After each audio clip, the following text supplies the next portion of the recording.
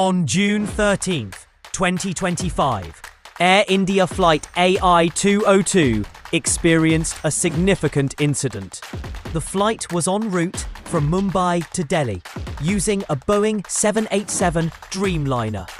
The incident occurred around 3 p.m. local time over central India. It was reported as an emergency landing due to technical issues.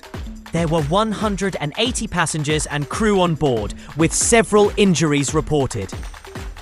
Rescue operations are currently underway, with local authorities responding promptly. Investigations have been launched amid past safety concerns regarding this aircraft model. Official sources, including aviation authorities, are confirming the details of the incident.